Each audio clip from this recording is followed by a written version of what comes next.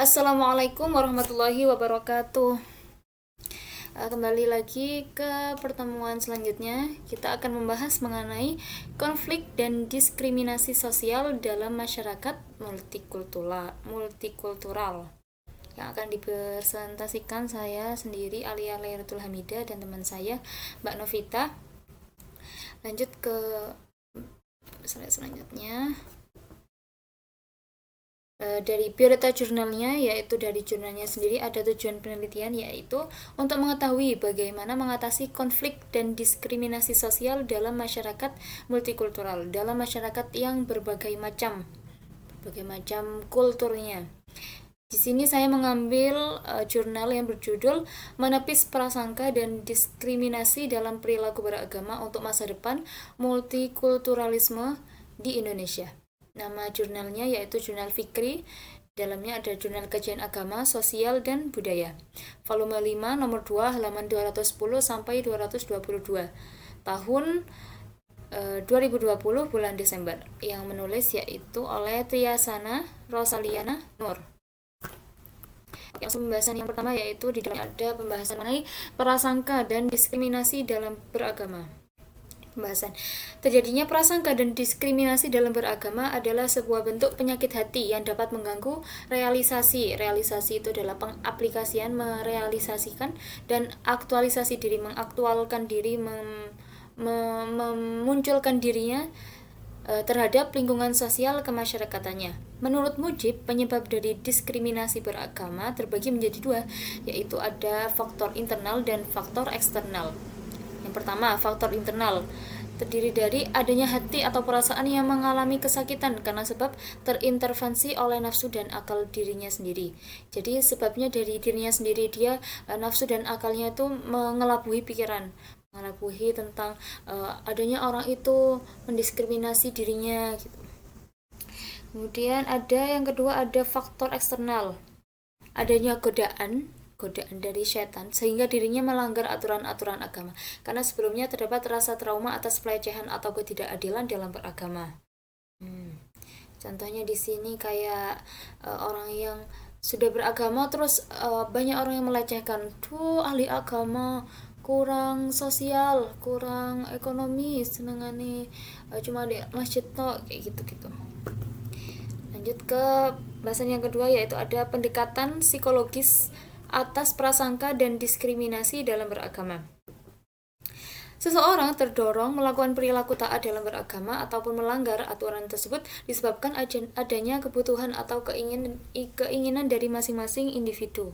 Munculnya prasangka dan diskriminasi itu didorong oleh kebutuhan dari manusia itu sendiri karena merasa posisi dirinya sudah pada posisi yang sempurna daripada orang lain.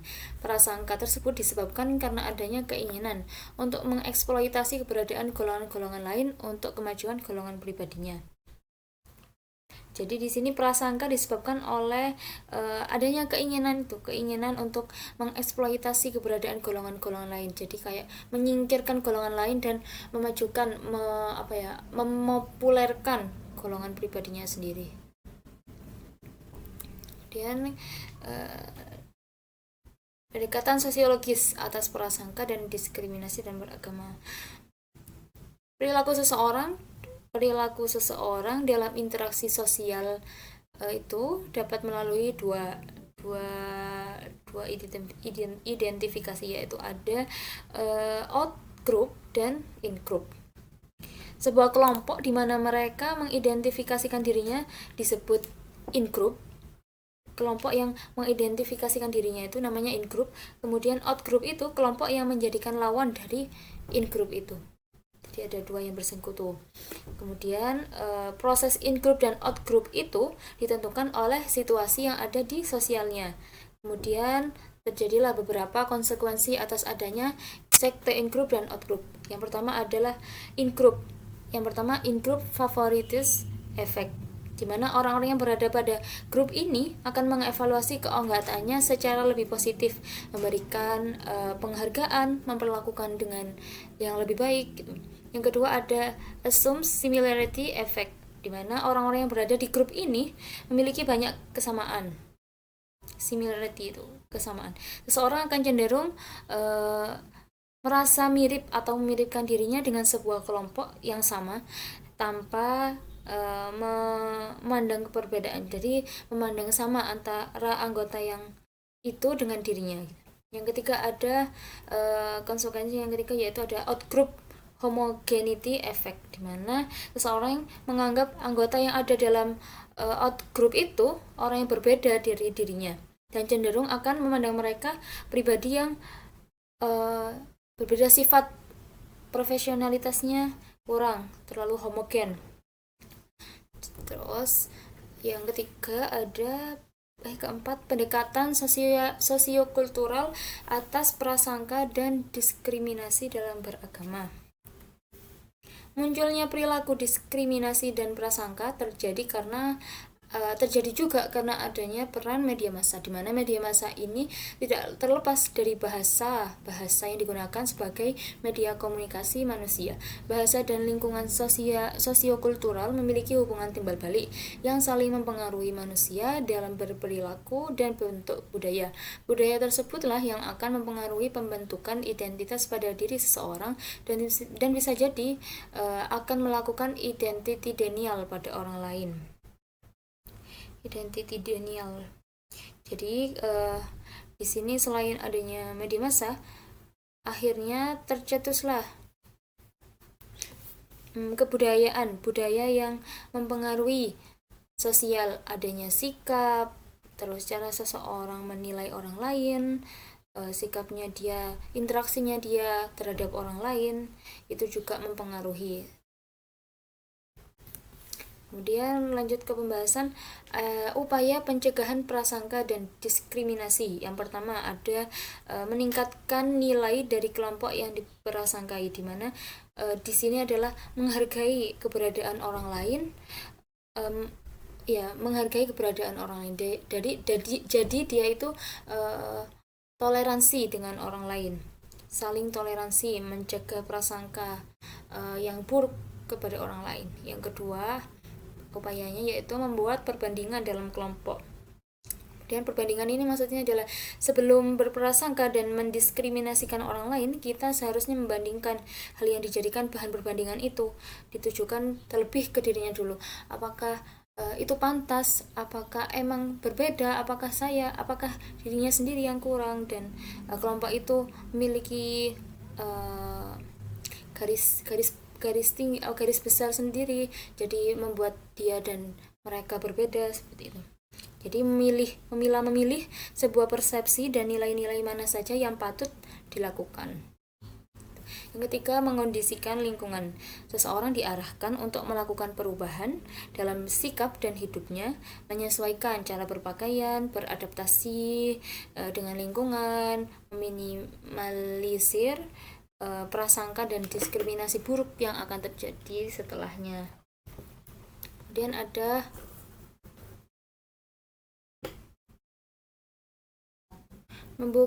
upaya penanggulangan prasangka dan diskriminasi. Upaya penanggulangannya yaitu yang pertama ada membuka komunikasi antar kelompok yang berprasangka. Tujuannya untuk menghindari perdebatan. Pesan-pesan agama yang sudah diinterpretasikan selaras secara universal dapat diterima semua orang, dan model terciptanya dialog yang harmonis. Yang kedua ada personalisasi anggota outgroup, melakukan proses humanisasi interaksi sesama pada kelompok. Kemudian memanusiakan anggota yang dianggap outgroup, jadi menganggap sama, tidak ada perbedaan, seperti itu. Yang ketiga ada penguatan norma sosial. Norma sosial harus dipatuhi karena terdapat hubungan timbal balik antar individu dengan individu yang lainnya, antar dirinya, antar kelompok tersendiri dengan kelompok yang lain.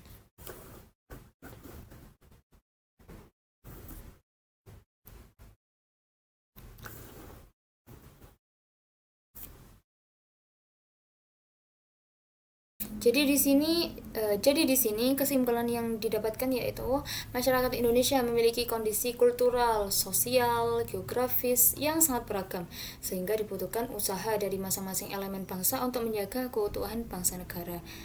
Kemudian masyarakat Indonesia akan menciptakan masyarakat multikultural yang sebenarnya, dan manakala setiap warganya saling hidup berdampingan secara baik, saling toleran, saling hormati, saling menghargai. Jadi multikulturalisme itu emang wajar, dari dulu emang sudah ada beragamnya sikap, beragamnya budaya, itu sudah termasuk dari nilai dari Bhinneka Tunggal Ika yang ada di negara kita.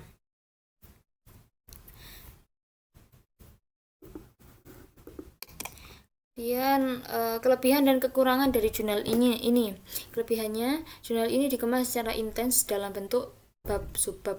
Dengan begitu penjelasannya yang ada dalam subbab dapat dijabarkan dan dijelaskan secara rinci. Tetapi di samping itu, jurnal ini menggunakan kata-kata yang asing seperti kayak in group, out group, terus Daniel seperti itu. Jadi memahaminya dikerahkan usaha yang lebih gitu. Kemudian relevansi dengan topik perkuliahan, relevansinya yaitu dalam jurnal ini dijelaskan mengenai hal-hal konflik yang diskriminasi yang terjadi di Indonesia dan dilengkapi dengan upaya-upayanya. Jadi ada sedikit tidak relevan, yaitu di sini membahas mengenai lebih ke agama, kalau di kita pembahasannya ke sosial kemasyarakatan seperti itu. Tapi kita bisa mengambil sama dari upaya penanggulangan diskriminasi dan konflik. Bagaimana caranya mengatasi agar orang lain, kelompok lain itu tidak mendiskriminasi kelompok yang lain, tidak menimbulkan konflik seperti itu. Oke, sekian dari saya. Kurang lebihnya mohon maaf. Wassalamualaikum warahmatullahi wabarakatuh. Terima kasih.